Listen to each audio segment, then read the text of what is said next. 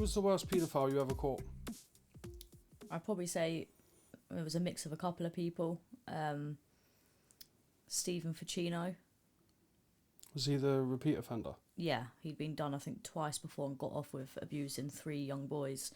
Yeah, he was probably definitely the worst one in the sense of being a reoffender. Right. Why was he the worst? Just in the sense of being a reoffender, I think when you look at all the people I've caught, many of them, that's their first ever time committing an offence like this. Right. And, you know, it's not to say they won't commit another offence, because I don't believe paedophiles can change, but I think when someone's already physically abused someone, sexually abused someone, and they still are brave enough to go on and continue trying to do it, I just think it just makes it a little bit worse. So what was his charge before you caught him? Was it actually a physical act, or was it a... He was charged with indecent images, but he walked out of court for abusing 3 underage boys, and all of the victims I think I know 2 of them, and yeah, he walked away with that charge. But wasn't that because the police lost the evidence or something? No, the images, there was a lot of images on his devices, and the police broke the hard drive to the device, so he got away with a lot of it. And did he serve time for the first one? Yeah, he did, yeah. And then how long was he out, do you know, before you caught him? Was that a long time, or...? Not a clue. Off the top of my head, I don't actually know. So he'd be the worst out of... In the sense of being a reoffender, yeah. And how many have you caught altogether now? 24. Fucking hell. Not all 24. over here, though.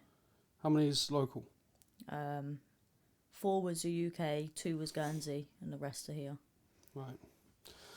So how did you stumble into being a paedophile hunter? Basically, I was around one of my friend's gaffs, and her kid was basically, like, came downstairs, had been chatting to someone, and showed me and her mum the messages on the phone, and the last message that had been sent was him asking if she was horny. Right. She was 15 as well at the time, and I basically just decided to take over the chat, because I knew that with what had been said, there wouldn't have been enough to get a conviction on this person, so I just thought, if I take over, he still obviously thinks he's speaking to that 15-year-old, but I'll take over and have a conversation with him, and then it just kind of went from there. How did you know back then that it wasn't enough? Is that because you've seen it done before, you know the criteria? Well, I didn't know the criteria as such, but I've seen obviously other paedophile hunters in the UK. Right. But it was more just a case of, like, it presented it's itself. common sense, yeah. It's not that it wouldn't be enough. So that sort of came up, and then how did that go? That was obviously your first case. So how did that go? Yeah. We just had like a conversation. I can't remember how long it was for, actually. Maybe a week or so. And then he arranged to meet her to have sex with her. So I think the meet was down the waterfront. So I went down there, got pictures of him standing in the area to prove he was there, and then the next day took it all to the police station. Do you remember his name, the first case? His name, I think, was Alexandra Moisbuta. Right. Romanian guy. And did he get jail? No, he didn't. He was only 19 years old. He got, I think, the longest amount of community service you can get in the magistrate's court. But obviously now I know 15 and 19... even though it's obviously legally and morally it's wrong. Yeah. I think you've got to be careful with the whole... Well, you have the closeness in age as well. And you have the benefit of youth when they sentence and stuff. Yeah. So he was a hair away from jail. Yeah. Basically, right. And so that's the first case. That's when you sort of, like, what made you think after that one? Because obviously what you're doing there is just to help a friend, basically. What made you think after that, fuck it, I'm going to, try and be a paedophile hunter sort of thing? I just thought I'd see. I just signed up to, I think I signed up to one app. And within maybe the same day, I think I had another person messaging. So from then I just thought there's no point stopping, because there's obviously people out there that need to be caught that would otherwise be doing it to a real child. Like, were you shocked at that time? Yeah. Like how easy it was, sort of thing? Oh, right, that, okay. Like how easy it was to transition, not only in hunting, because you're your own decoy, you're your own hunter, but was it easy to transition into being a paedophile hunter, the filth, the shit, the horrendous shit that people say? Yeah. Yeah, I mean, I was shocked about it. Like, I wasn't shocked that there's obviously paedophiles. We know there is, but I think it was shocking how easy it was to catch them. Mm. What was the main app you used at first? Was it Facebook or? Facebook and Grindr. Right. And then, what, you just started catching people? What was it like after? Because the first case, I'd imagine, how did you handle that, giving it to the police? Did you just walk up and say, I've got a... What did you say? Because obviously it's kind of alien. I phoned the police station and told them, and they were really confused on the phone. Told me to go down with the evidence. So I'd had everything, every single like message, pictures, everything printed off. And then I went down to the police station the following day, handed all the evidence in. Well, no, I got to the police station. One of the officers made me read the worst messages out over the phone whilst I was in front of members of the public at the front desk. Right. Which was obviously very uncomfortable, but they wouldn't come down for some reason. At the front desk where members of the public walk in and report crimes? Yeah. And you had to read the messages from the paedophile? Yeah. And then, I said on the phone, like, he sent indecent images of his penis. And then I was threatened to be arrested because I had those pictures on my phone. So at that point, I basically just launched the phone and just walked out. I was fuming. So they threatened to arrest you for having a paedophile's pictures of his penis on your phone? Yeah. And then you walked out rightfully? Yeah, I walked out. I was fuming. But I knew the woman that was working on the desk at the time. So she came outside with me just to, like, calm down for 5 minutes and went down to the graveyard just by the side of the police station and saw an officer down there who works in the public protection unit. Mm-hmm. And she, obviously, the woman I was with knew him. So she mentioned the case to him and he took all my evidence and he was the one that got him convicted. So that's a stroke of luck. Yeah. Essentially. So you took the evidence down, obviously not really knowing what you're doing at the time, doing what was right, and then they basically asked you to read filth in front of the public, members of the public, then told you were going to get arrested for doing nothing wrong, and then just by a stroke of luck, by having a cigarette round the back of the police station with one of the people who worked there, you met the right copper who done the right thing. So that's pretty fucked up. Yeah. When you think about it, because there's no difference to what you did that day to any other case since. Mm-mm. Right. Do you know if that copper was reprimanded or anything? Not as far as I know. Fuck's sakes. So obviously, after that, you started basically a campaign to rid Jersey of nonsense, but mainly to raise awareness online. So it's been, what now, 4 years? Yeah, coming up in March, yeah. In March it'll be 4 years. So you've caught 24 in all, 4 in England, 2 in Guernsey, and the rest over here. Yeah. Do you think that, I'm not going to say your job is done, because obviously there's still nonsense over here, but if you're not catching as many now, would that be a sign of success? Partly, yeah. I think I have had messages like where I've put the age of whoever I'm being that time. The decoy, yeah. I've put the age, and people have come back and said like, well, I've had different responses. I've had messages saying "fuck off, Cheyenne," or I've had messages saying like, oh, you do really good work, but I'm not one of them. Yeah. So I think, imagine that person who says "fuck off, Cheyenne." Imagine that was a real kid he was actually speaking to. Yeah. Do you know what I mean? I mean, I've seen, like, obviously I still deal with other cases. I still have people come to me when they get groomed or when their family members get groomed. But usually it's a case of the groomer knows the child, like personally knows them. So it's they know that's a real child. It's a family friend. It's their kid's friend. Do you know what I mean? So that's because now when you first started, when you said you were on, say, 2-3 apps or whatever it was, because you seem to get people every week. Yeah. Around that time, like it was at least once a month. Yeah, yeah. There was a solid case, and every single one has been tried and convicted, 100%, like airtight. What separates you from the other hunters in the UK, the ones that go live and stuff like that? What do you mean? What separates me? Like, what's the difference there? Because obviously, I'm imagining that they go live because they have no trust in the authorities. Yeah, like obviously, I'm friends. Well, I speak to a couple of the people in the teams over there, mainly like the decoys and stuff. Yeah. And the biggest problem they had, I know a few of the teams have did try and stop going live, and they were only going into like their own private group, so for like teams to be able to see, because usually if one person's caught, loads of teams have that person. Yeah.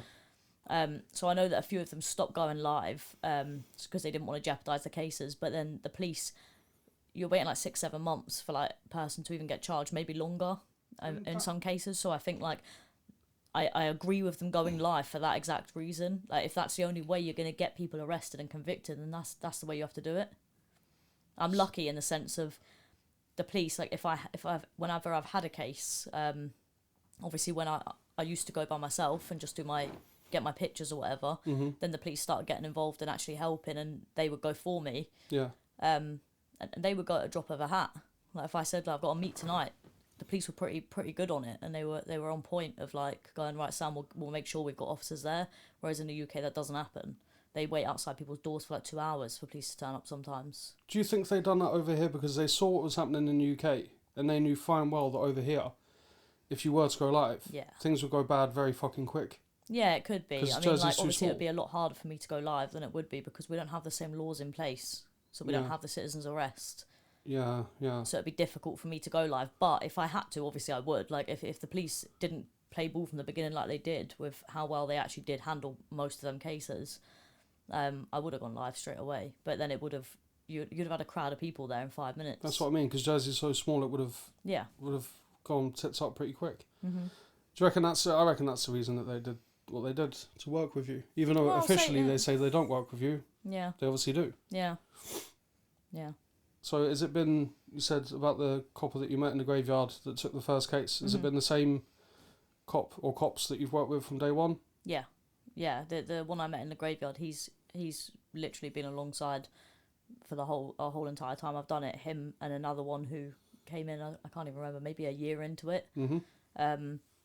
And them two are the only ones I'll go to now. I don't trust any other police because there's been times I've handed stuff in, and whether it's general mistake or whatever, the information hasn't been put into the system. So that person's roamed free for God knows how long, whilst I was sitting there going, why haven't they been arrested?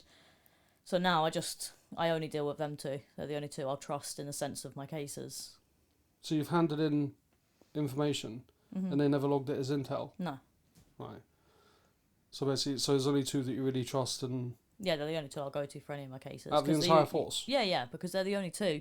You can tell, like I've said it from the beginning, you can tell when someone wants to do their job. Whether, you can tell if someone's doing their job because they give a shit, or if someone's doing their job because it's good money or whatever reason it is. Yeah. Like, those two are the only two that do their job because they give a shit. They actually give a shit about kids. It's quite sad when you've got hundreds of coppers and you've only got two that you actually trust. Well, in fairness, I haven't dealt with every copper. I've only dealt with a handful with my cases. Yeah, but the other handful that you've dealt with have been a fucking pain in the ass. Oh yeah, obviously. But I mean, I can't say every copper doesn't give a shit about their job with kids or whatever, but, in my experience, there's only two. Most of them are just for the fucking pay packet. So obviously, you trailblazed it, you started doing your thing, but then you started getting into activism alongside, obviously, hunting, because hunting is only a little bit portion of what you do, obviously raising awareness about... like the smallest portion, yeah. Yeah, raising awareness and obviously talking to real victims is, I'd say, 90% of what you do. Yeah. But people only know this small fragment of what you do. So, on the activism side, obviously you started a petition, not long, when was that, 2 years ago? Yeah, I think. Yeah, 2018, I think. Yeah, so for, what was it, higher sentences? Higher sentences, for right. mandatory minimum sentences we were asking for. Right.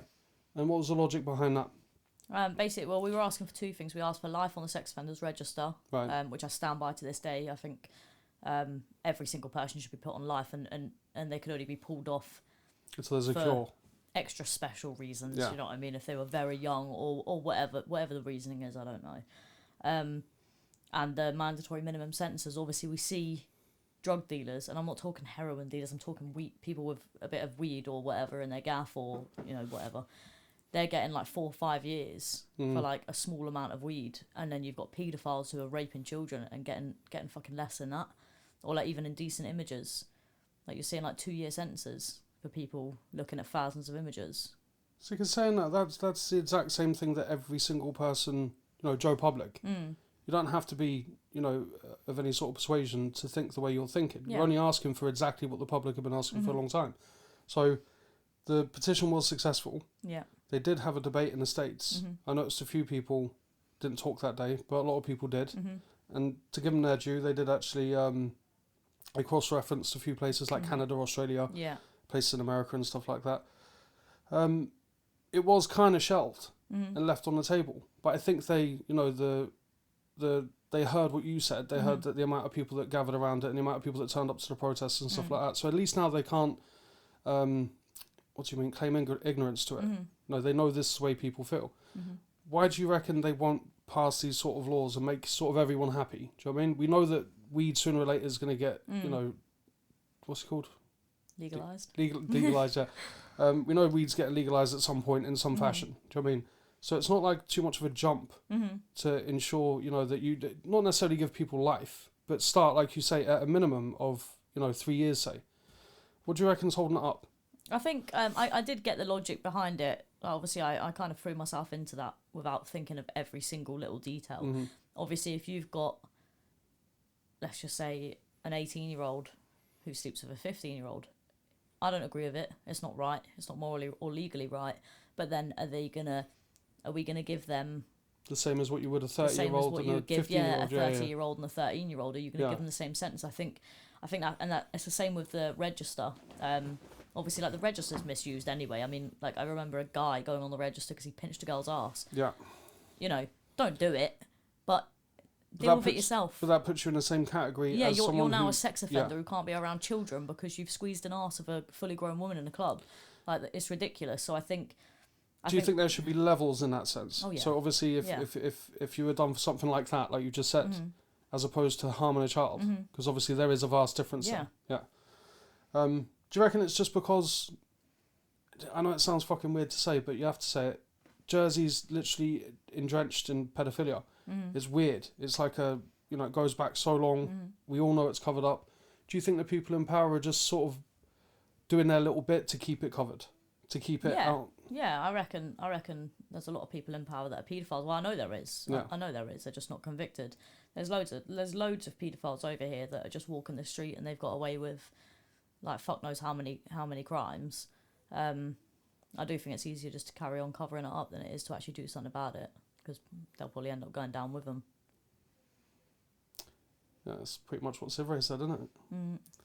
Well, so after the activism, what was I saying about the other thing was awareness. So every case that you have, every time that you, and this is the difference between you and you and Paedophile Hunters, before I move on, is you don't upload them until they've seen a day in court. No. Right. So you don't go live, you don't put people up on camera, you don't do it until they've had their day in court and they're found either guilty. Found guilty or plead guilty. Or plead guilty, right. Yeah. So, and you believe, obviously, the benefit of innocent until proven guilty? Well, I actually don't at all, to be honest. I don't? I know with my cases, the worst thing is I know they're guilty because I've done the work. I've seen them turn up. Yeah. I've watched them with my own eyes. So I know they're guilty. It's not that I believe until innocent till proven guilty in that sense with my cases, because I don't. It would be used against me in court. And so it might collapse the case. It could collapse the case, and right. I'm not willing to do that. So that's the only reason why they don't get their faces up earlier. Right. But that is a massive difference between you, because that's the only argument that I've ever heard from law enforcement is you could jeopardise the case. Yeah. An ongoing case or something else that's going on. So you kind of skated underneath that because yours are 100% airtight in that sense. But again, going back, so every single case that you have is basically shouting awareness at parents. Yeah. So you could hunt 24/7, which you basically did for a long time, and be on every single app trying to, find every single nonce out there. But you can't do anything. But but it wouldn't mean anything if parents don't listen to your advice. No. So what is that advice? The advice is just to check your kids' devices to actually make sure they're safe. I mean, I've dealt with parents before that sometimes parents are too scared to go onto their kids' devices because children have so many rights these days, which so they should, but the parents feel like they haven't got a right to take their device off them if they think something's going on, or there's been occasions where they've actually said to me, like, I know they're doing something wrong, and that the parent is too scared to take the phone off them. So it's just a case of parents knowing first off that they can, and I've raised this issue with Deborah McMillan as well. Who's Deborah McMillan? The Children's Commissioner. Oh, right. I've raised the issue with her as well. That this exact conversation we're having now, I've basically had with her. I think parents more needs to be done in schools. I know they teach Pantosaurus and That's more for younger. Yeah, but as they get kids, older, they do teach stuff. But I don't think it's as the most I've got. I put out a thing asking parents like what their kids were actually taught, and mostly I got back it's online bullying, which obviously that is important, but online grooming I think's the main one that needs to be taught because it's so easy, and I think a lot of parents think, oh, it won't happen to mine, Yeah. but in fact, like, it doesn't matter how much your kid trusts you or you trust your kid, like, the person on the end of that, they'll get their trust quicker than anyone else. Well, sometimes it's not even trust, because I'm going to be sharing a story a while ago. Sometimes it's blackmail. Yeah, oh yeah. Because then they've blackmailed the kid into, But again, that's the weirdest thing, because again, you could do this 24/7, 365. It means nothing if parents don't actually wise up and listen to the fact that, if they bought the device, it's basically the parent's device. The kid has no right to say, But that is it just as simple as checking the kids' apps, or is it actually spying on the kids? Or Well, to be honest, I wouldn't have my kids on the apps. any apps? Well, the apps are mainly 13 plus. Yeah. You've got 10-year-olds on these apps, younger actually, 8-year-olds on these apps. Like, personally, I wouldn't be having my kid on them apps in the first place. I wouldn't be letting my kid...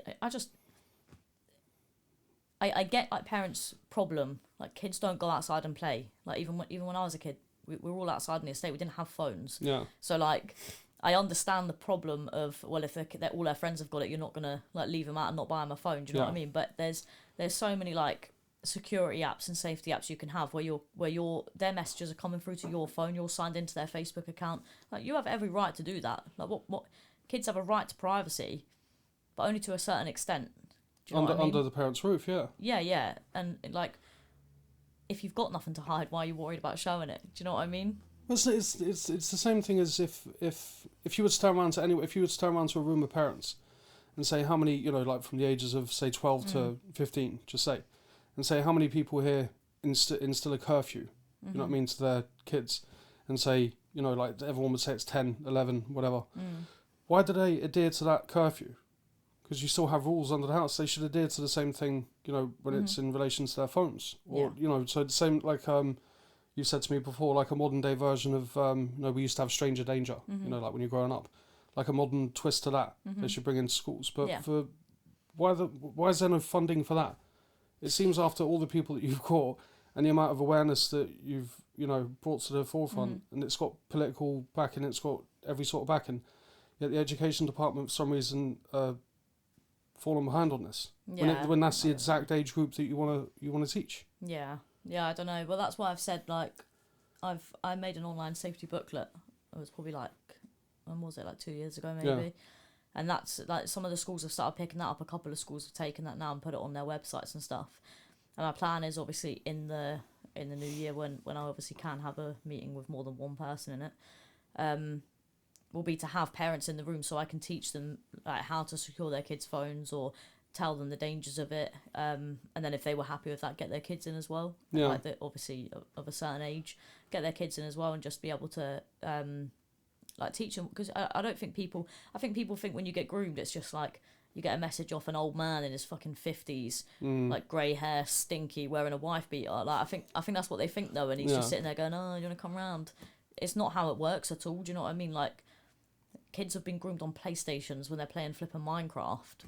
Oh, you're really good at this game. It's stuff that you would never, like, a lot of parents wouldn't think of. You know what I mean? If they saw the messages. Well, that's the thing, because when you upload the offender, sometimes you put up some of the chat log. Yeah. Right, and that's to make people understand. Yeah, it's not just as straightforward as. Yeah, it's not like, because I'd imagine obviously now, and you have to remember as well, there's that age gap between raising kids now and obviously when they were raised themselves. So obviously it's a massive different world out there to understand all these apps and how they work and stuff. And normally, like you say, they just give them a phone and go, right, now they're happy.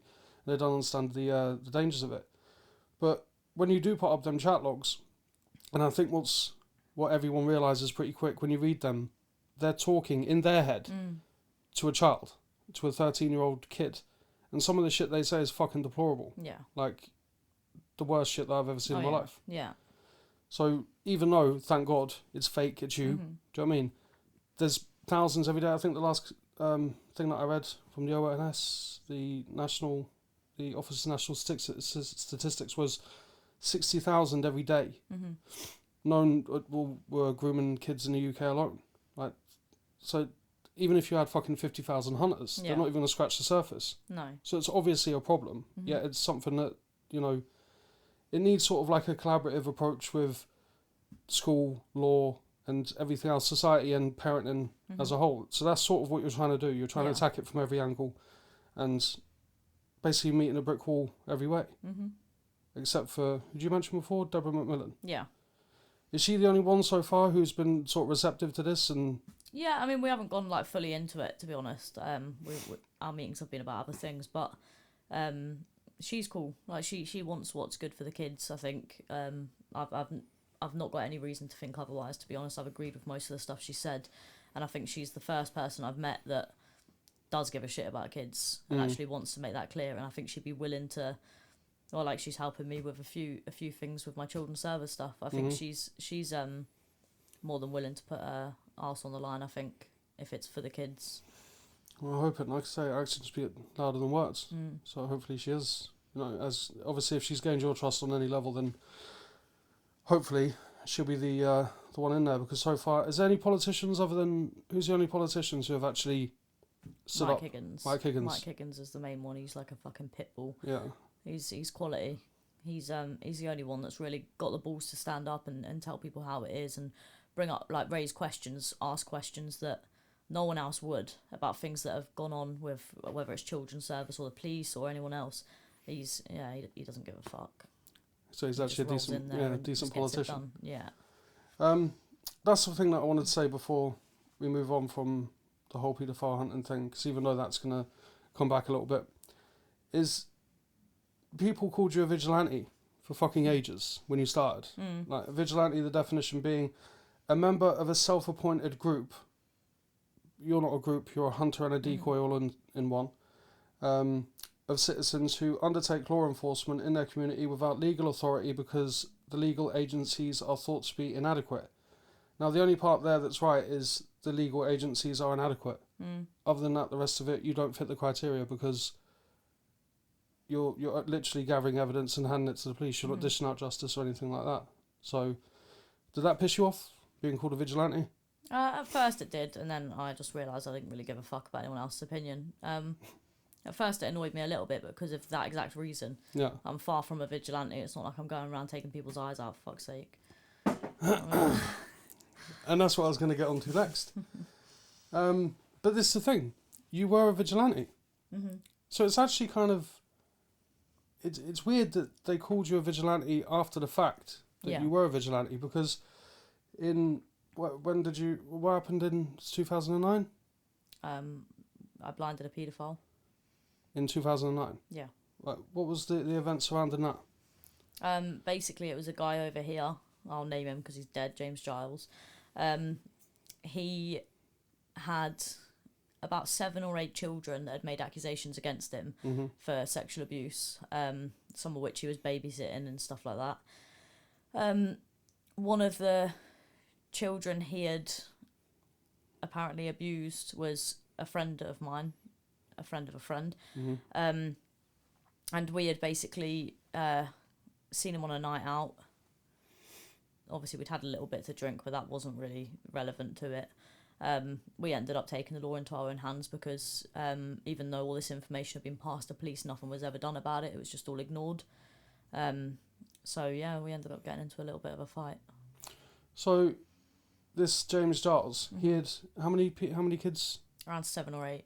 What, had actually made official complaints to police or you had heard? Yeah. Right. So then you obviously did take the law into your own hands. You paid the price. You were what? How old at the time? 16.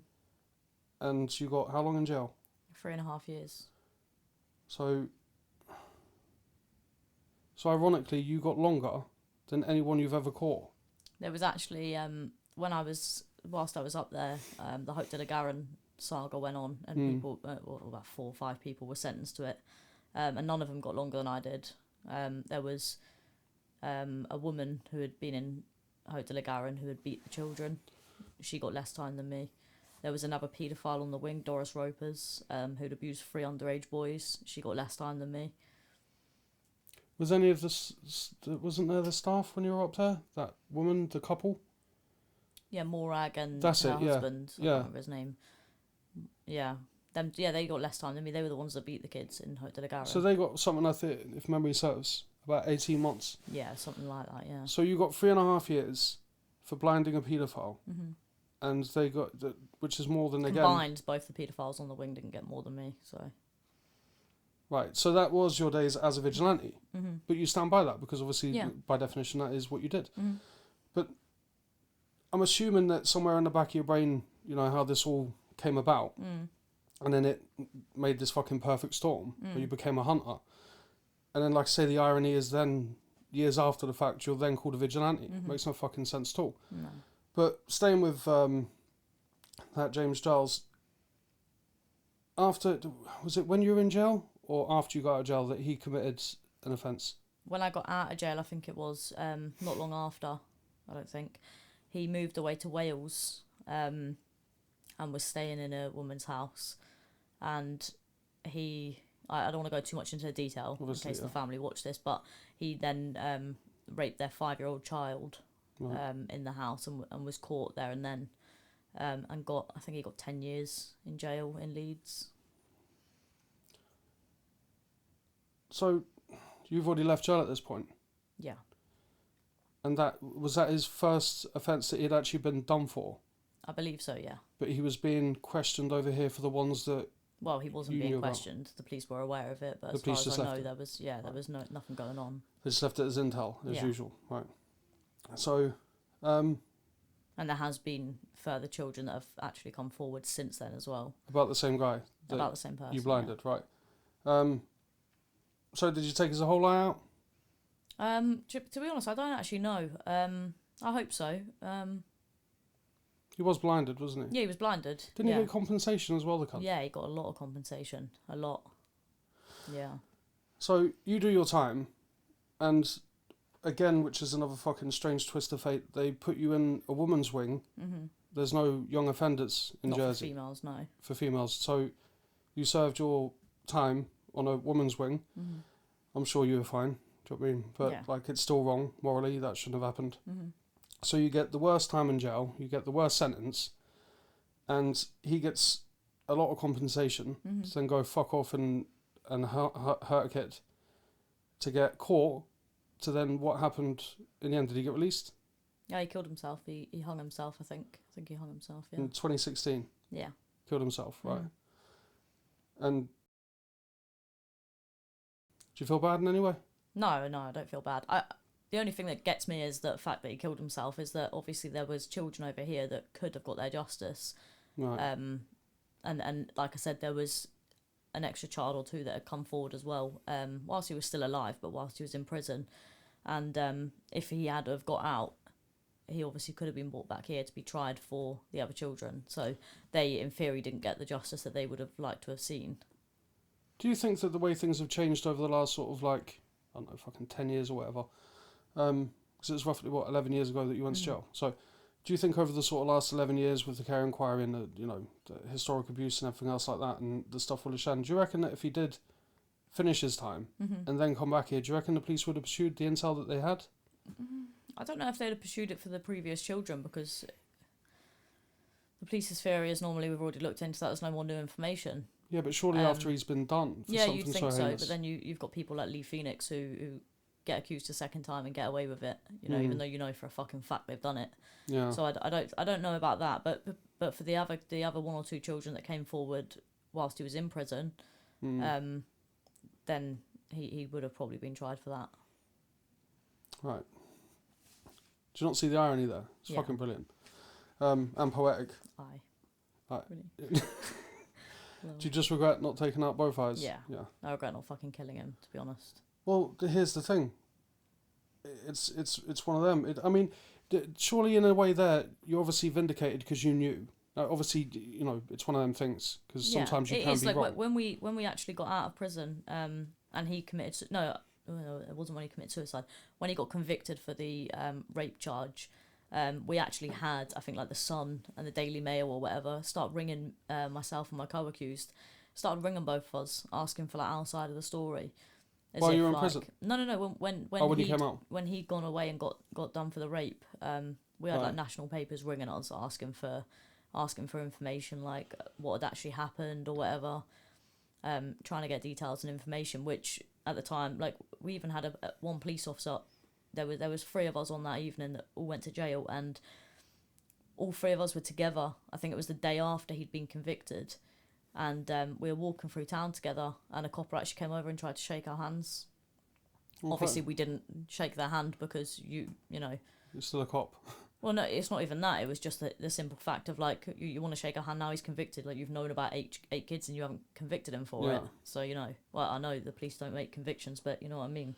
Well, they didn't pursue it. Yeah. Properly, and again, there's a, there's a vindication there where you said it all along. Mm-hmm.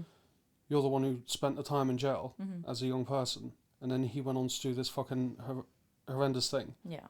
And then he couldn't even face the music, so he ended it and took the coward's way out. Yeah.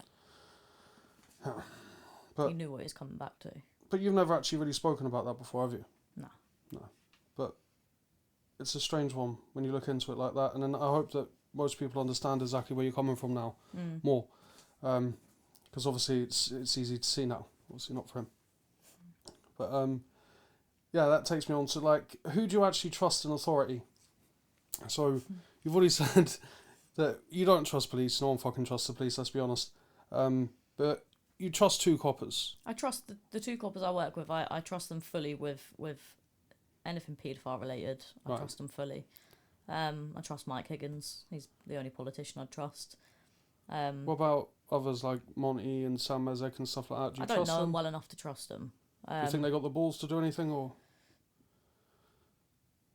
Yeah, I don't know. Monty's obviously done actually a lot for child abuse over here. He's actually done a fair amount. So I wouldn't say I don't trust him, but I don't just trust people off a whim. I don't know Monty well enough. Mike Higgins actually proves himself. Yeah. I have respect for Monty and the things he's done, and Sam. It's Sam, innit? We're going to go on to Sam in a minute. Yeah, Sam's all right. I don't trust or distrust him. I don't know him well enough. He's helped me with some things, and then he's annoyed me with some things. But that's the same with most people. You can't please everyone. No. And you're a tough person to please. So I am. Yeah. It's And Deborah, I trust Deborah. Do you think that Deborah McMillan? Yeah. So far she hasn't let you down. That's no. Yeah. No, she's done everything she said she would. So the police, you've got 2. You've got a couple of politicians, mainly one, Mike Higgins. The main one here is obviously, because you run a massive media page. You've got Unknown Jersey. Thousands of people follow you because they know that you're not here to fuck around. Do you know what I mean? You're actually here for change from, like I said before, different angles. But is there anyone that you trust in mainstream media? Sort of like,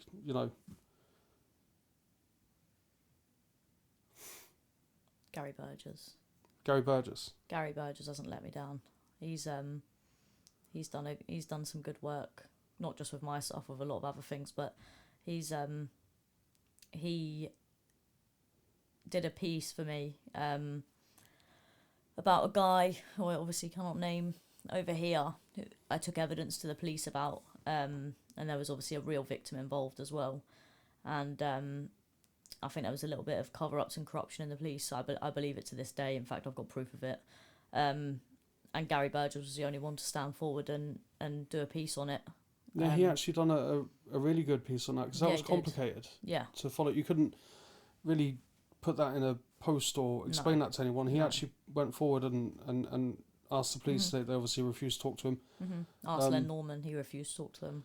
He asked everyone. Len Norman's the Home Affairs Minister. Yeah, but because Gary's the only person who seems to, again, 1 in a million that gives a fuck. Yeah. Because he's done a few pieces with things basically for people that normally wouldn't get a say. Do you know what I mean? So yeah, but basically the around sort of, last year, something happened in regards to children's service. Mm-hmm. How did they become the unlucky ones to get your attention? Because I'd imagine you're the last person on the fucking planet as a service or an association or an agency that you'd ever want the attention of. Yeah. Basically, I'll try and make the story short. So all the time in the world, you're right. A family friend had a newborn baby, and they were struggling a little bit just with their mental health. I think postnatal depression. Mm-hmm. So it was nothing about their actual ability to parent. But anyway, they had actually asked for the help of children's service for the first couple of weeks, and it was only about 2 or 3 weeks that they were actually involved and gave them the help they needed, got them to the doctors, blah blah, and shut the case straight away. And when so there's no safeguarding issue. No. Yeah. When they shut the case, they sent out a child and family assessment, which is basically just like a load of pieces of paper that just says like what your needs are, or if you've got any needs, blah blah, whatever. And in the information, it was all my information instead, even though I've got no relevance to that case at all. It was all my personal information about my childhood in it. Right. And that was written by a social worker who I'd named, but I don't have the piece of paper in front of me. It was written by a social worker and then signed off by a manager, Alison Tandy. Right. So she'd obviously checked over it, gone, yeah, that's fine, send out Cheyenne's information to someone random, and that was it, yeah. So there was no... So your information, especially about your childhood, which we're not going to go into, was handed to someone else for no relevance whatsoever. Yeah. And then how did they admit their wrongdoing, or what happened then? So basically, I think that the day they got it, or the week they got it, or whatever, they phoned me, told me about it. I went down and picked up the original copy, and took it to the JOIC, which is like the Jersey Information Office of Information Commissioner or something, basically like, data protection people. I took it down to them. They basically said like straight away it was a serious breach, and I had to make a complaint to someone in health, I think it was. So I sent an email that day to this person. Told her like everything. Told her that I wanted to make a complaint or whatever. I didn't hear anything back for fuck knows, couple of months. Then I went to another data protection place on Jubilee Wharf, I think it is, and told them about it. They got in contact with the woman I'd complained to, and basically would have said like what the fuck's going on, you need to contact her. So I had an email that day from the person I'd initially complained to, like saying could you give me some more information. So I gave her all the information the same day, and then I had an email back in about April May, so this is like 5 months later, saying that they were basically just gonna like delete the records and just as if it never happened. Yeah, and that was it, done, and they'd let me know when they did it. So then obviously I decided to go to Facebook. I put up a big post with all my personal stuff in it, because I thought that's the only way I'm going to get their attention. I'm going to get them to respond to anything is by putting something up and getting it shared. And then I think maybe days after that, someone from Children's Service got in touch with me and said that they wanted me to come in for a meeting, and they were so sorry and apologising and everything else. And then I'd arranged a meeting with them, the director of Children's Service and the head of service, I think she is. I'd arranged a meeting with them, and then just before that meeting was due to take place, I had a phone call of someone on my Facebook, a friend of mine who has children's service involvement, or had children's service involvement, and her social worker was Alison Tandy, the same one who had breached my GDPR. So Alison had gone up to her house for her own personal reasons, her own case, and while she was there, she discussed me again, and like basically said like, how dare I put a post on Facebook, like, which again is a breach of GDPR. Yeah, it was a complete breach, because my friend had actually turned around and said, well, I know Cheyenne, like before she'd even said much, so she should have at that point gone like, oh shit, not that she should have even been talking about me in the first place, but she should have cut off there anyway. But yeah, she basically said like, Like, how dare I put it up and not think about her mental health and fuck knows what else she said in it. But Her thankfully, her mental health, yeah. Thankfully, my friend was recording at the time, so obviously I got that entire recording. I went up and picked it up that night. And then, I told the head of service on the phone before my meeting. I said, look, I've got some information. I didn't say I'd recorded it, or it had been recorded. I said I've got some information that Alison Tandy's again discussed me with a service user, and they said they'd look into it before the meeting. So got to the meeting. They basically apologised about everything that had happened, said how sorry Alison Tandy was about the initial GDPR breach and how it was such a mega mistake and whatever other bullshit was fucking spewed out that day. And then I said, like, have you spoken to Alison about breaching my GDPR for a second time? And they said, oh, we've spoken to her. She says it didn't happen. She didn't speak about you. So obviously I pulled out the recording, that played it. So you didn't tell them up until that point? No. Right. And that was with the head of service, the director, and the children's minister at the time, Sam Ezek. So I just pulled the recording out, and obviously they were all just like, for fuck's sake. You could just see it in their faces that they were like, obviously they believed her, but that's the very issue, is that they are going to believe their social workers over anyone else. So you have to record to be believed, because otherwise you won't be. Yeah. And then, so we went through the whole prolonged thing of making a complaint and meeting different people. You just said that you had Sam Ezek there.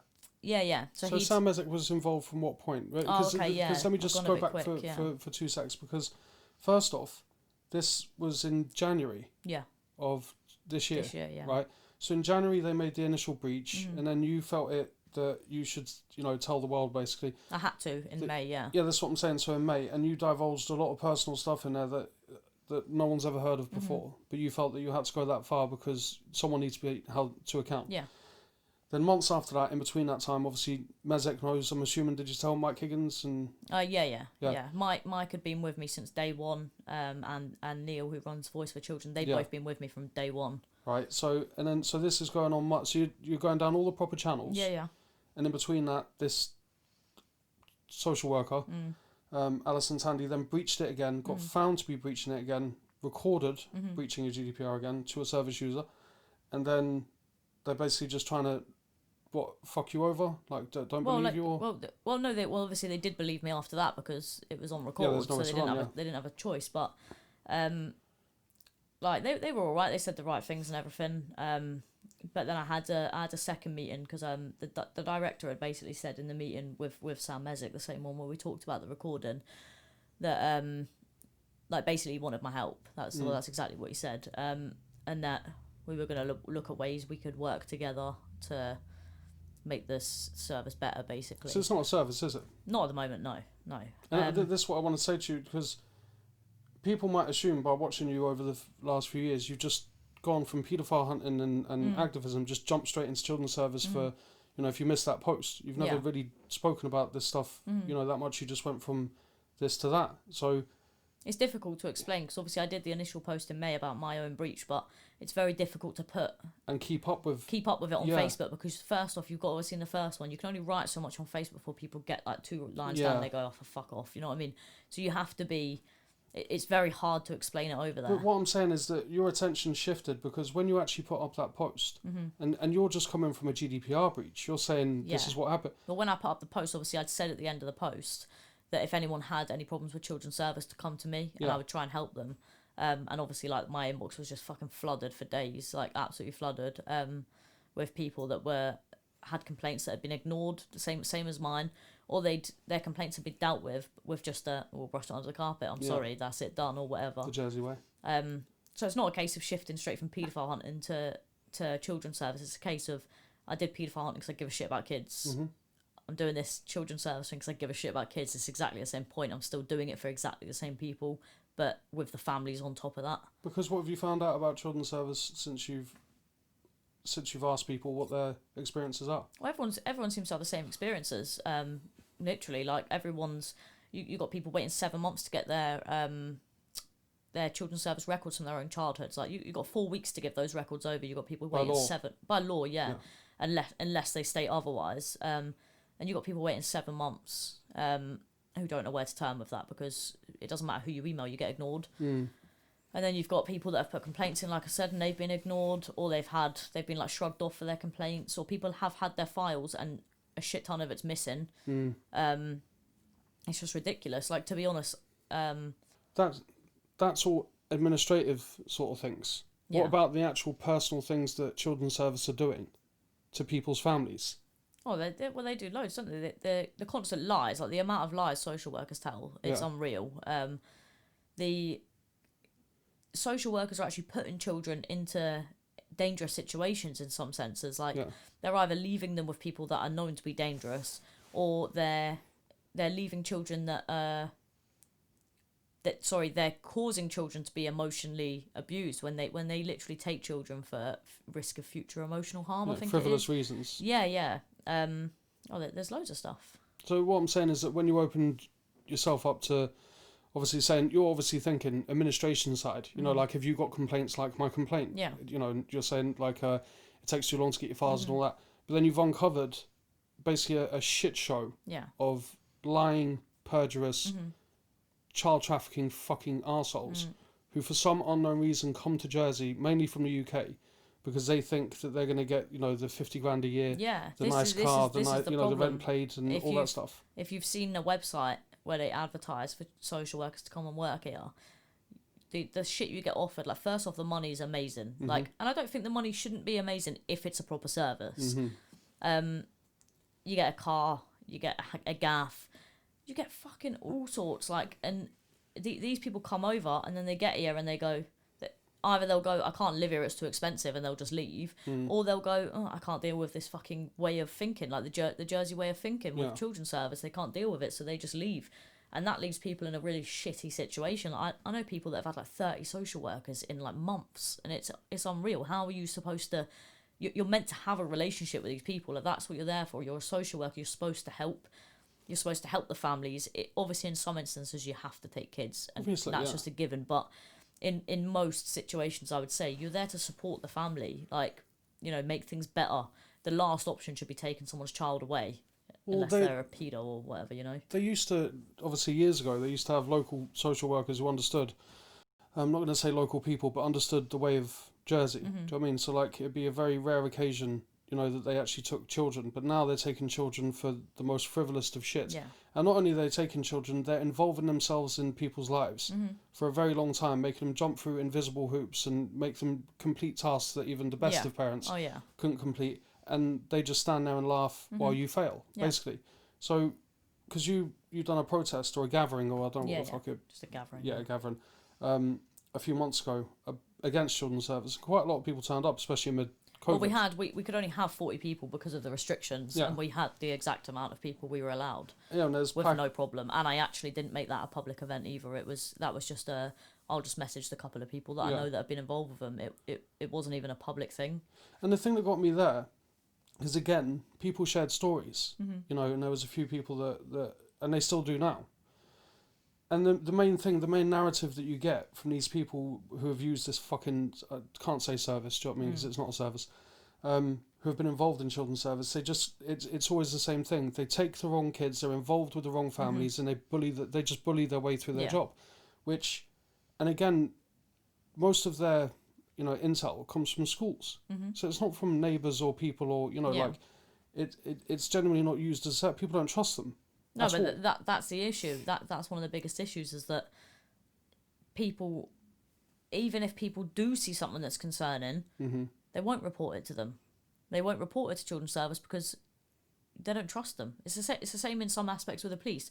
I think the police are probably a little more trusted than children's service, to be completely honest. But people won't report stuff, and that's dangerous. Like, they're risking children's lives by being in a position where you're not trusted. Well, they're risking children's lives because they're going to, there's not a position of trust, so therefore it can't be called a service. And they have the same sort of authority as police in some ways, do you know what I mean? Probably more. They're the most powerful people over here, definitely. That's what I mean. And do you think there's do you have faith? I know that people watching this obviously know what behind the scenes me and you have helped people in this position.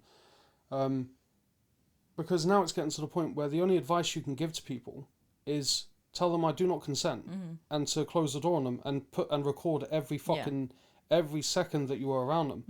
Now, the issue there is you're well within your rights to do that, but you were told different in one of these meetings by the two heads of children's service. I was getting to that before, and then you interrupted me. Sorry about that. I had a meeting after my initial meeting with Mark and the head of service and Sam Mesick. I had a separate meeting afterwards to discuss how we could come together to help the service, basically. Yeah. And in that meeting, I was told that the person who had given me the recording, the second breach that Alison Tandy had made, had actually breached GDPR herself by recording. Now, that's been denied, obviously, but again, I always have stuff on record, so it can't be. I was told that she had breached GDPR, so then at that time, like, I'm pretty clued up on the laws with most of the stuff surrounding the stuff I do anyway. And even I was a little bit confused. Like, I didn't show that or say that in the meeting, but even I thought to myself, like, shit, have I got that wrong? You know what I mean? And I had to like second guess myself.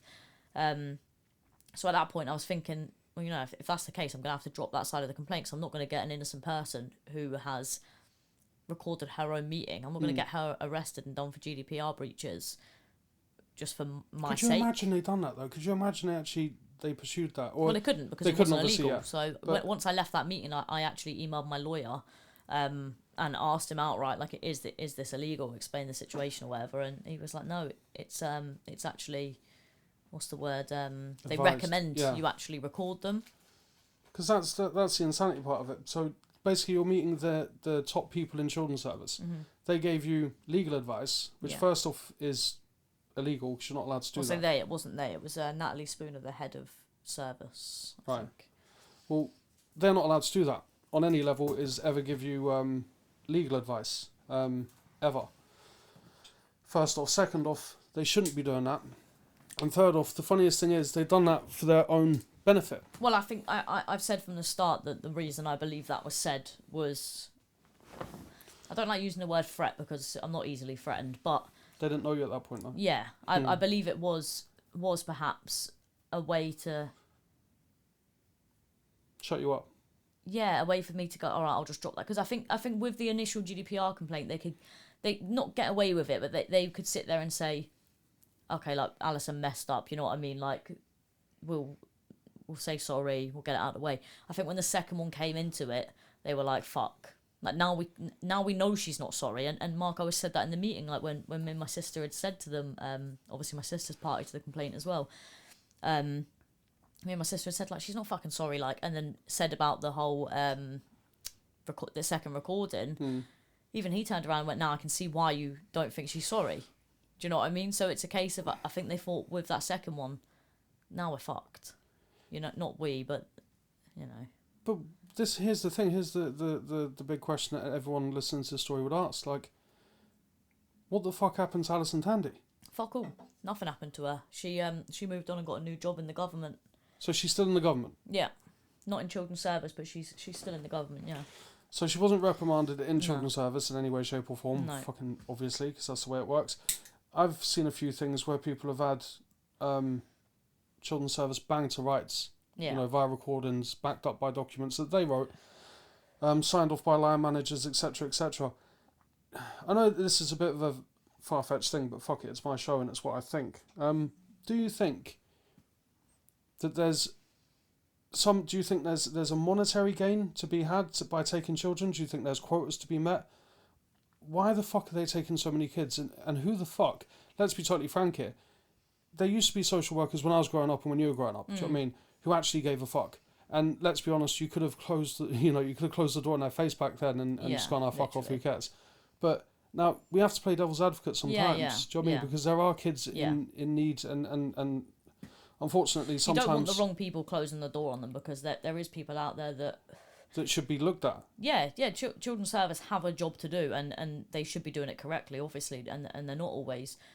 There is obviously parents that deserve, and that's a tough thing to say, because I don't think any child should be taken off a parent, but it should be the very last. There's occasions where paedophile shouldn't have their kids. You know, people that are actually harming their children, they shouldn't have their kids, and that's just one of them things. And obviously they should swoop in and take them straight away. But funnily, actually, on a few occasions, they haven't swooped in and taken them straight away. They've actually played it a lot easier than what they have with some other people that they've taken their kids off them.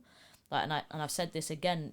All this stuff I'm saying now, I've said to Marco as myself. I'm not. You know, I don't hold back when I speak to him about what I think, and I've said to him that social workers do exploit the vulnerabilities of a lot of people, and most of the people under children's service, or I don't want to say most, but a lot of, are vulnerable in one way or another. Well, that's what I said to Mezek one day. They're predominantly single mothers. Single mothers, and or they're from a poorer background, or they're from a background that's come from children's service themselves, or so I mean they're all vulnerable in some ways. I'd say most of the people are, and I think that's I find that in some cases I've seen social workers jump on that like it's a bonus. Like, see, but that's what I'm saying. If you have people that are in a position of trust, yeah, that jump on that vulnerability that you mentioned, that I've seen as well, that's, you know, psychologically they shouldn't be in that job. They should be nowhere fucking near children. No. Do you know what I mean? So like there has to be a criteria. No, but there is again. I said this to Marco. There is people that shouldn't be in that job, and you can see it a mile off. Like I find that in any job, like I've said with the police, I've got the two officers I trust. You know they want to be in that job. You know that they give a shit about their job. Yeah. You can see how the coppers don't give a shit about their job. That's why they forget conveniently to put information into the system or whatever they do. You've got the same with social workers. Not every single social worker is going to be in that job because that's what they've dreamed of doing all their life and they really want to save kids. It's bullshit. They've come over here because it's good money, it's good cars, it's good fucking gas, it's whatever, and it's an easy job to come over here and exploit people. But it's so easy to tell. Like what I'd love is to walk in there, meet every single one, sit with them for 10 minutes and go fired, fired, fired, and there'll be two left. Well, that's the only problem that I've got about what happened with you, in the sense of, I mean, when you put it down to, you know, the entirety, it's a GDPR breach, which is serious. Yeah. Serious enough for you to, you know, make a stance and actually, you know, tell everyone your story. Mm-hmm. Serious enough for you to go down every legal avenue you could to still essentially get nothing at the end. You involved politicians, you involved everyone that you were meant to. And I get the feeling that had you had not, 9,000 people following you, no one would even know that existed. No, and this is the thing, like, I always think it sounds really big-headed when I say it, but I don't mean it this way. If I didn't have, I probably wouldn't have even bothered posting it if I didn't have people that follow me on Facebook, to be honest, because you know that only got the amount of shares and the amount of attention it did, and that only got a little bit of fear into the children's service because I had a following behind me. Yeah. I've seen other people put posts up about children's service previous to mine even, and no one cares, and no one does gives anything. a shit. Yeah. And it shouldn't be the case. Like, no one's more important than the next person. You shouldn't have to have people. Not one person should be taken to Facebook to go and tell the world their life story. Like, I don't like people knowing my business, but and a lot of people are the same. They shouldn't be pushed into a corner where they feel like they have to tell the public to try and get some sort of support. And a lot of times they can't, because a lot of times now the sneaky bastards make them sign something that says... Oh yeah, I had one person who had she commented on something about a social worker that was involved in her case, and the children's service pulled her in, or went round to a gaff or whatever it was, and made her sign a piece of paper to say she wouldn't basically, they tried to play the thing of she shouldn't be identifying her child as a child who's under children's service, but as a parent, if I had children's service involved in my life, I'd have that everywhere on Facebook. I'd make sure everyone was fucking aware of it now. Yeah. Like, I know what they're like. I'd make sure everyone knew about it, but they try it. But this is what I'm saying with the vulnerability thing, exploiting people's vulnerabilities. It is exactly that, because they wouldn't come to someone like me and say, don't post on Facebook. Just fuck off. Because I just fuck off, go away. They have tried it. I mean, they did with Alison Tandy. I think the police phoned me the same day, didn't they? And said, no, you need to take that post down off. And I said, is it breaking the law? I know it's not, because I wouldn't have put it up if it was. I already know it's not. No, I'm not going to fucking take it down, because I have evidence of it. And I've said from the start with the whole posting social workers, I've only posted 3 social workers. Alison Tandy, obviously deserved, and she'll go up again now I've got her photo. Then you've got Rebecca Farrell. She was named for good reasons, and everyone can see that story on Unknown Jersey. And that was documented as well. Yeah. She done. And then another one called Robin Skate. That was actually like a crowd of people that commented, like a fucking numerous amount of people.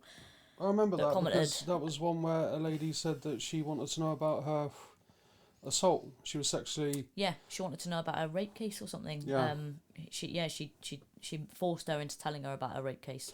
So these people that have had their pictures put up or had their names put online, there's only 3 of them so far, and they've been for good reason. Like, you know, I'm not going out there and picking out every single social worker that works over here and posting them and putting them up. I have no reason to do that, because if you haven't done anything wrong, I have no problem with you. I don't have an issue with every single social worker. You need to be there, and there will be some good ones in there, obviously, and that's why I don't know them, because they're fucking good at their job. Well, that's the weird thing is some people sometimes they say, well, why don't you post about the good social workers? Or that's like saying, you know, why doesn't the media post a good story? You know, bad stories make good headlines, so to speak, and the same thing is, like you just said, you wouldn't know about them if they're good. Yeah, and this is again another conversation I had with Mark Owers yesterday, day before yesterday, whenever I saw him. He said the same thing, sort of like, can we sort of post the good and the bad? You know what I mean? And I don't disagree with the point he's getting at. But as I said to Mark, I don't know any of the good stuff, because there will be people that have good experiences with them. I have no doubt about that. There will be people where they've asked for help and they've got the help they needed, and then that's it, they're out of their life. They're not going to go and take to Facebook and tell everyone, oh, by the way, just to let you know, I've had social services around. You know what I mean? They're not going to post that. But also, the good stuff isn't the issue. Yeah. So I shouldn't. No one should need to post the good stuff, because the good stuff isn't the problem. It's the service. I have to post the bad stuff so other people can come forward about the bad stuff. Whereas if I post the good stuff, I don't need people coming forward about the good stuff, because I know there's going to be good stuff out there. And you know there's good social workers because some of them have indirectly fucking contacted you via whatever means they have. And a load of good social workers have actually come forward and met you and spoke to you and said, look, this is the problem. It's a toxic environment. It's full of bullies. It's full of line managers who never even meet families, who don't have a clue what's going on the ground, and they just sign off stuff, and then we have to go and back it up, and then cover-ups, and essentially then they have to stand in court and commit the act of perjury, which is fucking insane, because you think these line managers and these people that are signing off on ridiculous things are putting them social workers in the line of fire. The problem is there's no accountability, so there's not really a line of fire. No one's ever seen a social worker actually reprimanded for acting like a fucking animal. Do you know what I mean?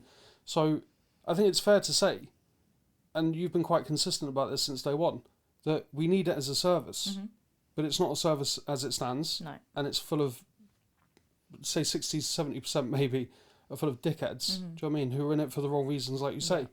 If Marco is the new head of children's service director is open, you know, to change. Do you think, because I've heard a few things flying around from news cutouts and stuff after the care inquiry, like Mezek and stuff, was saying, oh, we're not there yet, it'll take a couple more years.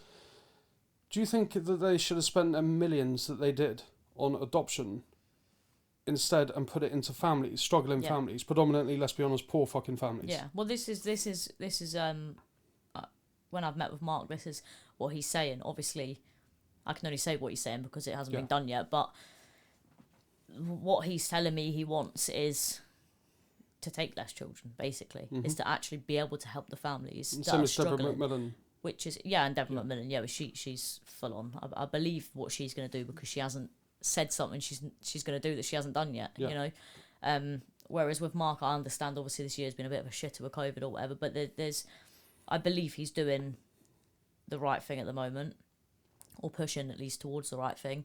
I think he wants to see less children taken off families and actually more help given. And they have actually done up children's service. I know you probably haven't seen it, but they've done up all children's service. They've got a big kitchen area. They've got a playroom, so they can teach young mums to be able to look after their kid in a high chair whilst cooking dinner. Little things that people struggle with, or you know, they've been able to teach them how to cook and do silly things like that. And that's a start, you know. Obviously, that's nowhere near touching the edge of what actually needs to happen. Yeah. But as far as I'm getting from Mark, he wants to see the change, and he wants to basically he wants to stop people.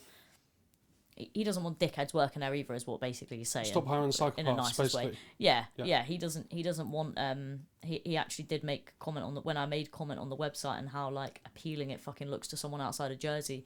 He actually had already looked into that, and he's already actually changing that website over because he agrees that it shouldn't be so appealing, because it shouldn't be a place you want to come because of the fucking beaches. Yeah. It should be a job you want to come to because you want to help kids. So instead of hiring people for greed, you hire people for the right reasons, irrelevant of where it is. Yeah. And this is the thing as well, is because sometimes they use the stats of England, just to quickly round that up, per 100,000 people, you should have, X amount of COVID, X amount of this, regardless of the fact of, we're in Ireland or whatever. And sometimes they put them stats as in with crime. So recently we had a thing where they said, all officers should have tasers because of every 100,000 in England, this how many people are stabbed, but no one's really stabbed in Jersey. Yeah. So they do the same stats with children's service. So in England, where you do have, worse poverty, worse gang violence, worse drugs, overall worse fucking living standards, they take them stats and they put them over here, which then, in a roundabout way, make a quota. For every 100,000, we should be taking X amount. Now, I know that Mezek said that there is no quotas, but you understand what I'm saying there? Yeah. That's how you make that sort of argument.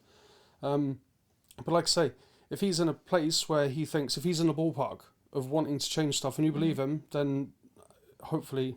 I believe him at the moment. I mean, like I said, I've got no reason to disbelieve him because it's not exactly a job that he's going to say, right, Cheyenne, I'm going to do this, it's going to be done by tomorrow. It's not a job. I think he's got a 3-year plan.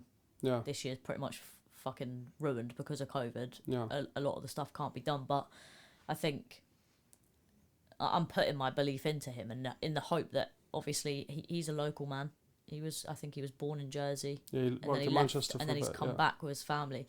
So I think, as far as I'm getting from him, he wants to see change. I have no reason to not believe him at the moment.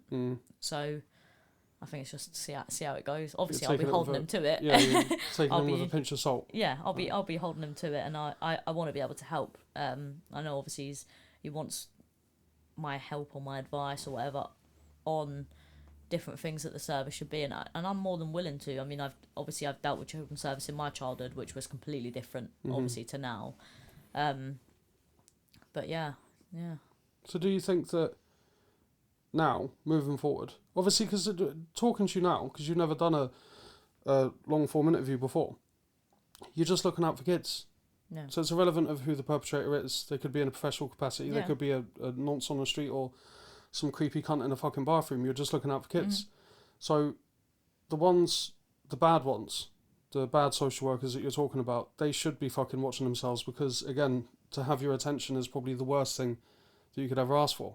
Do you know what I mean? Because it's not going to end well for many people. But at least, but it's more just it's not a threat of any sort. It's more just, I'll hold you to account. So if you're gonna fuck someone over and blatantly lie whilst they're recording, and I know you've lied because I've got the evidence of that. If you're gonna do that, I'm gonna hold you to account. And if the only way I can hold you to account is by posting your photo online and telling everyone exactly what you've done, then that's what I'm gonna do. Because otherwise, what justice does that family get? Yeah, none. They don't get nothing. They get, oh, sorry, we won't do that again. And like I said to Mark the other day, everyone makes mistakes. Every single person in the world has made a mistake, but the difference between my mistake and a social worker's mistake is massive, because a small mistake to a social worker can result in a child being removed from their fucking parents. Yeah. You know what I mean? My mistakes would never amount to anything near that. So it's not okay to make mistakes. Which is supposed to be the last possible thing. If there's no other avenue, that's the last thing that they do. But recently, for some reason, over the last few years, they've put a timescale on it of 6 weeks, where they do an assessment over 6 weeks, and then the ball starts rolling towards forced adoption straight after. Forced adoption, obviously, being without the parents' consent. But yeah, I think that you've moved things in 10 months quicker than what anyone else would have done in 10 years. We've got we're setting up a drop-in centre. Well, I say I'm pretty much set up a drop-in centre in Devon McMillan's office. Right. And obviously I'll have help from other people like you. Someone else that helps with the Jaffcast side of it. And Deborah and Mark are both going to be involved in that, I believe. So they'll be downstairs out of the way. They won't be able to hear anything that's going on. We'll be upstairs. I'll be able to go through everyone's paperwork or help them with a complaint or any little things that I know I can help with. and Deborah and Mark will be downstairs. So if someone has a question that I can't obviously answer, I won't be able to answer everything. If it's the right side of it, Deborah can answer that. If it's the children's service side of it, Mark can answer that if the person wants to help. Or if they just want to have a direct conversation with someone without fucking being ignored in an email. Yeah. They've got 2 people downstairs that will come up and happily speak to them. So I think that was meant to be set up this month, but obviously with COVID, we haven't been able to do that. So as soon as the offices are back open, then that'll be set up straight away. So essentially a drop-in centre for people who are using the service. Again, I use that word. They don't even have to be using the service. It could be a family that were in the service 2 years ago that had a complaint that never went through. They never heard back, and actually they want to like pursue that complaint. They can come in. I can help them do that. A family that's had their child removed off them. Like we don't have any support for families after a child gets removed from their care. They're just, all right, your kid's gone, now fuck off. So it could be that someone just wants to come in and have a fucking chat with someone. Yeah. It could be that they're ongoing with children's service right now and they want me to go through the paperwork. Like I'll have the practices and procedures, the code of ethics and everything else right next to me, the rights to a family life and privacy. Everything will be there, and I'll just be looking through it and making sure that they're meeting all the stuff they should be meeting. So you'll basically be sitting there with the rights of family and a private rights of privacy and a family life, and the code of ethics for practices and procedures, right. yeah, and just making sure that they're meeting all their criteria. Because obviously there'll be some people that come into meetings or whatever that perhaps have actually done something that has and they resulted. need the service. Yeah, they either need the service or they've done something slightly wrong. You know, Yeah. not mega, but they've done something slightly wrong that's resulted in the service being involved. But that doesn't mean that just because you've done something wrong, that they could fuck up and bully you and exploit your vulnerabilities and go against their codes. Yeah. Just because you're in the wrong. You know what I mean? So you're essentially going to be like better than an ombudsman, like what they're trying to get in like 2024, which is someone who's independent from all these agencies who overlooks it. I have no faith in them whenever they bring it in anyway. Obviously, the only difference between me and whoever else could do it in an actual in an ombudsman position or whatever would be the fact that like I can't see the other side of it. So if someone comes in with their case and I'm looking over their case and I'm going, fucking, this sounds horrendous, I can't see the other side of the case because I can't get into the children's service records or anything like that. So that would be fantastic if I could, because obviously, in my personal opinion, I'm more trusted than half the people in the fucking service anyway. I've never ever spattered my mouth off about anything that I've done that needs to be kept quiet. So it would be handy to be able to see both sides of it so you can piece it together. Well, it would make fucking sense for them to... I can't do that, so the fact is, if you're in the wrong and I raise that with Marcos or I raise that with Deborah or whoever I raise it with and nothing is done about it, then you'll go on the wall of shame. That's the only way I can do it, is by putting you on Facebook, because that's the only way you're going to get any accountability. And the island's too small. Do you know what I mean? You can't live your life over here when you've been on that thing. And not only that, I'm not saying they should hire you. I'm saying that it should be welcomed. That someone like you who's impartial. It is. I mean, I'm not saying by social workers, probably not, but it's, you know, Mark has been supportive of it. Yeah. He's actually getting involved in the drop-in centre, so he's quite keen for it. He's not against the idea at all. He's been pretty good with it. He seems to be quite transparent from what you're saying. Well, he is, and this is like I'm saying, I haven't had an issue with Mark, so I have no reason to fault him at the moment. Obviously, he wants the transparency brought in. He wants accountability brought in. So he says. So obviously, that's what we're waiting for. Obviously, he doesn't agree with me posting social workers online. He never would, obviously. Yeah. Oh, he might do secretly, but who knows? He obviously can't agree with stuff like that, but. You know, that I don't care about people agreeing with it. I know that's the right thing to do, and it's the only thing I can do to get people a little bit of justice and to get these people exposed for what they're doing, because they're ripping families apart. So he's on board with the drop-in centre. Deborah's on board with it. In fact, she offered me to use her office space. So they've both been really good with it. So they obviously see the need for it. Yeah. And if, you know, I'm only a random member of the public, but they know that people trust me. Like, families do come to me, children do come to me. So I think I'm probably the best person to do it at this moment in time. Of all the safeguarding things that have come forward in 2020, because obviously when the school shut and we were locked down for a while, and by and large, you get more safeguarding issues than they do. I did at that point, yeah. Yeah, which is fucking horrendous. Yeah. So people have more trust in you. Well, like you'll see that like people will come to me with. Sometimes it could be something. It's not small. It still might require a safeguard, but it could be a small issue. You know what I mean? If I've got a bit of a concern about this person speaking to this person online, something like that. Or there's been bigger issues of this person's being abused. There's been a range of issues, but the fact that I'm obviously glad that people can come to me, because if they're not going to come to me, who are they going to go to? Mm-hmm. So I have no problem with people coming to me at all, as long as that they're going to someone. But it's embarrassing the fact that someone has to sit and tell me details of abuse they're aware of. Yeah. Because they're too scared to go to the police or go to the children's service. It's not good, and obviously I want to get to a point where people don't have to phone me. They can actually phone the service and be like, because it's called a service. You're a service. Can I give you some information? I want it to get to that point. Like, obviously I do, and Mark said the same the other day. He wants to put me out of work. That was actually his words. Yeah, because I was going to say, because recently you gave evidence to the care inquiry panel. What was that? Scrutiny review panel. Scrutiny review panel, right. Yeah. And that was in regards to children's service. Yeah. It was basically about my complaint, and then I took about 5 or 6 other stories in that I could verify as true stories, right. And gave evidence on them as well. Right. What was the stories like? Were they similar to yours in context? Were they about GDPR or? No, not really. What was the worst story, or what was the worst story that stands out? There was a few different ones. They were all bad, to be honest. There was one that stood out was a woman who'd come forward about domestic violence. I think it was her husband or her boyfriend had been going through some of his own issues with his mental health, and obviously had struggled to get the help for his mental health in the first place. So then he had started taking his aggression or his anger out on her, and hurting her, and she didn't want to come forward about that because she was too scared to come forward with children's service getting involved. She basically thought that if she came forward and told the police or anyone about the domestic violence, that children's service would come and take her kids away. Which is actually true. Yeah, because there was another story in there actually where someone had been told if they let their partner back into their house, their children's father back into the house, the kids would be removed. Now, so there's women that are like, it takes, I've not been in the position, but it takes a lot for people to come forward about domestic violence anyway. It's one of the biggest fucking things, I'd say, actually. So the added stress of having your kids ripped away from you at the same time. So then you just have to take the beatings because you're too fucking scared to come forward. So they've literally boxed themselves into a corner where they've made women basically. Yeah. But it's the same with kids. There was another story in there where a woman, just thinking how to word this, a woman had come forward about a child she knew being abused for a long period of time. Sexually abused for a long period of time. And I spent a long time with her on the phone, and she told me everything.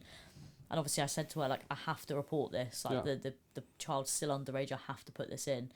And that was it. Like, she was not happy with that, but not because she didn't want to protect the child, but because she was so concerned about children's service getting involved and removing children and things like that, and that is the reason she had literally covered that abuse up for, it was 6 or 7 years. Like, she'd covered this abuse up because of the fear of children's service. And that might sound dramatic to a lot of people watching this that have never had children's service involvement or don't know much about the service, but that's really not a dramatic thing, and I imagine that happens a lot more than what even I'm aware of. Well, that's the thing. It seems that they're driving people further down this rabbit hole where, again, it should be a service where you can put your hands up and say, I need help. Yeah. But you're not persecuted in the meantime. Which, again, I think it's a knife edge that you have to walk down, because, again, like I said to you when you first started going down this road and saying that you wanted to change children's service for the better, we need children's service. Yeah. There's no two ways about that. Do you know what I mean? But we need a good service. Yeah. Somewhere that people can go. But it's a fine line to walk when you're going for change, to try and not, skew too much to the left or right. Because, again, we are dealing with kids that could be in danger. So that's the theory of children's service, isn't it? That's the way they look at it. Is you're damned if you do, you're damned if you don't. But and I do understand it, and to be honest, I wouldn't want to be in that position. But at the same time, I do think some common sense has got to come into it. I mean, obviously, there's different things that are different accusations that might be made against parents or people caring for kids, or different information or whatever. But I think if you're uncertain, your common sense can be used. Do you know what I mean? A lot of the time it seems that they're wasting their time on frivolous shit, and even invented a law called risk of future emotional harm. I'm not a lawyer, and I've spoke to a couple who can't define that. Yeah. It's the same thing as saying risk of causing breach of a peace. You haven't committed the crime yet. You haven't done anything. So, like, risk of future emotional harm might be one thing to one person, one thing to 10 others. And like I said, I'm literally in the middle of dealing with a case. Well, being involved in a case where a child is literally being forced into emotional abuse, like forced into it by the Children's Service and the JAFCAS and the police or whoever else. And that's something, if I was forcing one of my children to the upset that this other child is being caused every fucking day, my kids would be taken off me. Because they'd be like, you're emotionally abusing your children. Yeah, so it's one rule for them. They can do that. And there's a whole other thing on fathers' rights. There's a new group set up for fathers' rights now, isn't there? Is it official? Yeah, so there's a fathers' rights group in the UK, and I think it's an offshoot of that, of someone local. I won't name him, but he's had some dealings with JAFCAS himself, and he has decided to do an offshoot of he's working with the father support group or fathers' rights group in the UK, and he's sort of brought it over here. So I think that's quite busy actually at the moment. Because obviously we know fathers' rights don't exist in Jersey. See, isn't it strange though that of all the millions, dare I say billions of pounds, and all the people involved and all the stuff that goes with it and everything, and it takes basically yourself, a member of the fucking public, and this other guy, a member of the public, to try and clean this up. That's why people have no trust in authority, which is why it's a self-perpetuating nightmare. It continues, and it's a big ball of shit that keeps rolling into the next.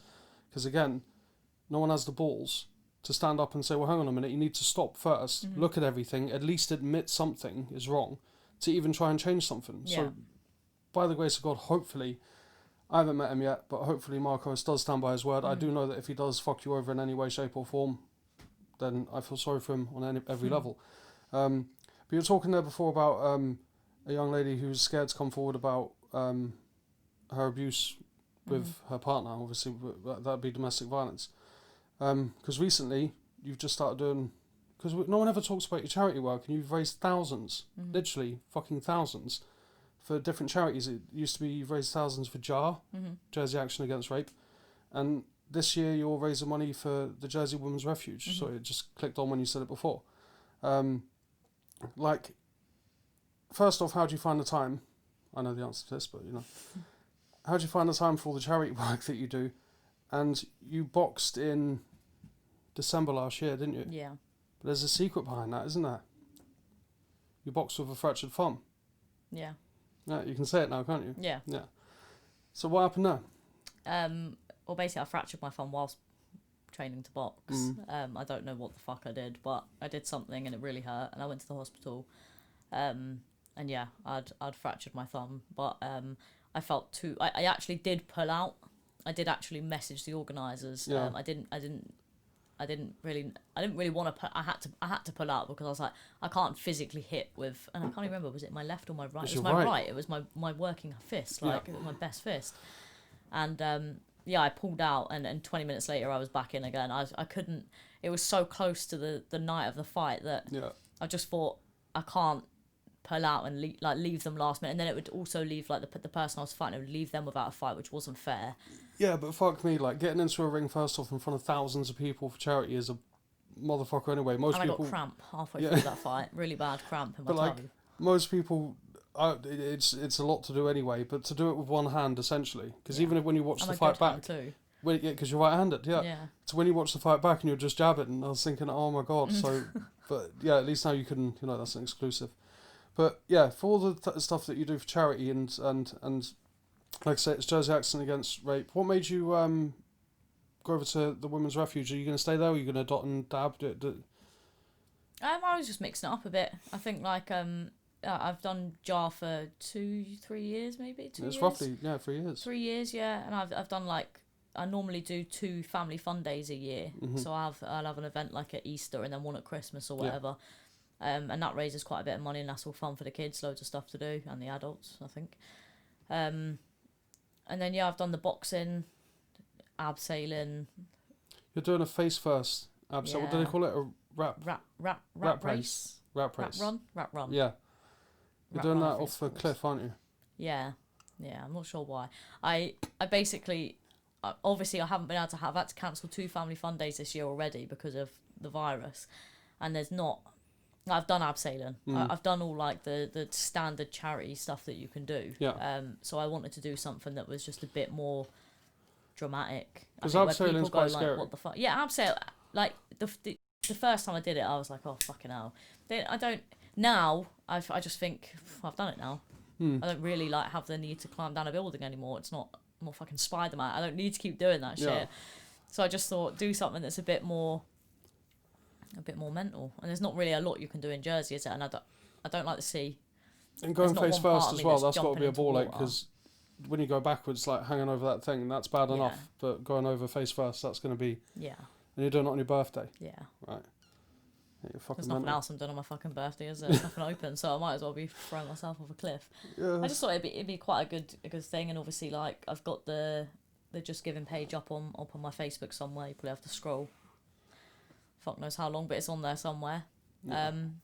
And yeah, it's just another way to raise a bit of money for the Women's Refuge, because obviously every charity that self-funds themselves is going to be struggling this year, because they're also going to struggle to have their own fundraisers, or you know what I mean. So I just think it's worth giving a bit of money, even if it's $5 or whatever. Yeah. Well, if everyone comes together, then that's the one. Yeah. Basically, because we've covered most of the stuff that we can. Where are you going next?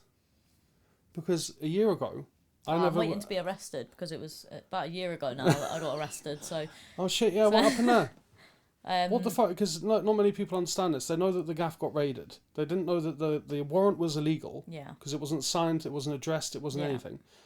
What actually happened there? Was it 2 days before Christmas? Yeah, so they were even at the boxing match. So they would have known about it then. So I did suspect that they probably actually were waiting to arrest me at my boxing match. But really? Well, I don't know. I don't know. But would have been fucking far easier, wouldn't it? Well, no, probably not in front of thousands of people. It would have not. Well, no, not like that. But do you know what I mean? Instead of coming around raiding the gaff, making a fucking show out of themselves, do you know what I mean, with a legal warrant? Yeah. So obviously they came round. I wasn't even here. Obviously, you were here with the kids. Soz. Well, no, they arrested you, didn't they? They got you down to the station. I wasn't here. I was actually at a scan with my little brother. Well, obviously with his kid. We haven't got a kid together. I was with my brother and his girlfriend at their scan. And the police obviously phoned me and said, like, oh, you need to come down to the police station, which is quite a normal thing for the police to phone me and say. Yeah. Usually it's for good stuff. And then, I went down to the police station. I was arrested as soon as I walked in for harassment and for contempt of court, both of which were false allegations. Is that all it was? Because when they came around, they said they wanted all the devices. They started rummaging through the house, obviously. Like... Yeah, well, it literally was. So the contempt of court was that I'd apparently put up someone that shouldn't have been named online, which obviously I'd never do such a thing. And then there was harassment, which was completely false allegations. I can't obviously say his name, SS, but, I can't name him because he's now got an harassment order out on me. Right. But he made some hilarious actually allegations, like that I'd gone into income support and got in his face with my phone and started shouting and taking pictures, which I literally went straight down to income support. I said, can you write me a letter to state that I hadn't even been in this building for over 2 years? And they literally wrote me a letter to confirm that, and the police wouldn't accept it. Even though it's a government building. Yeah, they wouldn't accept the letter. They didn't check. Actually, if I go back a little bit, in August last year, I had a phone call off one of the officers I work with, and he said to me, Cheyenne, have you been in income support today? And I said, no. I said, look, well, what's going on? I obviously hadn't been. Yeah. I said, I haven't been in there for a couple of years. And he said, okay, there's been an accusation that you've shouted at someone, one of the pedos. And I went, all right, that's bullshit. I said, phone him up, go and check the CCTV. Mm-hmm. Anyway, he believed me, mainly because if I'm ever a dickhead, I'd normally admit it, because I have no problem telling someone they're a paedophile if they're a paedophile. I just don't. I don't see the need to start screaming down the street like I'm a fucking mother. Do you know what I mean? I don't do that shit. But anyway, he believed me, so that was it, dropped. And then in December, so like what, September, October, 4 months later, they arrest me for that exact crime that I'd apparently committed. So they didn't check the cameras? They didn't check the cameras. No due diligence? Obviously, I went down to income support, I got that letter, and I asked them how long they keep the CCTV for, and I think it was 6 weeks, something. Anyway, it was gone. It would have been gone by then. And I said to the copper, like, why the fuck didn't you check the CCTV when I got first initially phoned about this? I told you to go and check the CCTV. But obviously, no, they were protecting the paedophile there, so it wasn't an issue. So yeah, they refused to accept that. Stayed on bail for, I think, 3 months. They kept just rebailing me. Took my laptops, like, as if, like, I either went into social and used a phone, or I took a fucking Apple laptop into there and started recording. I don't know. But yeah, they obviously wanted my devices for whatever reason. And then, yeah, the charges were dropped. The charges were dropped 3 months later. And your lawyers in the interim turned around and said that's an illegal warrant in the first place. Yeah. My lawyer was looking into it, and then obviously COVID's come up, so it still is gonna be looked into, because it was an illegal warrant that was used. So 2 days before Christmas, the sneaky cunts come around for something that happened 6 months prior. Yeah. That never even happened. Yeah. That they could have ascertained straight away that it didn't happen. If they'd have done their job that day, yeah. So do you reckon that was more phishing? Yeah. To see, like, who you speak to or, like, how you get information and stuff? Because you're not exactly 100%. secretive. As in, you're not secretive about, you know, what you do and how you do things. No. And if people contact you, then they have a right to privacy as well as you do. Yeah, like, obviously I speak to many different people from many different walks of life, like, and many different jobs and whatever else, but any single person who ever comes to me either with information, as a source, as a whatever, I'm never gonna breach their confidentiality. Like, they've come to me because they've trusted me with that information, not because they've trusted the police. So why should you know?